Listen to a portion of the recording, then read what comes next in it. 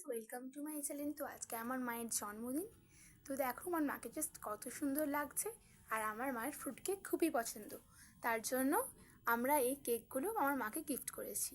একটা আমি কেক দিয়েছি, একটা আমার বোন দিয়েছে, আর দুটো কেক আমার বাবা দিয়েছে। তো দেখো আমার বাবা এই লক্ষ্মী গণেশটা আমার মাকে দিয়েছে।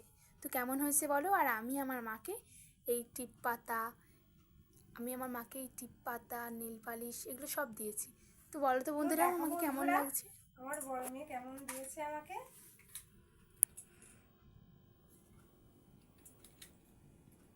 এনে হঠাৎ করে এনে বলছে, মা দেখো তো তোমার পছন্দ হয়েছে নাকি।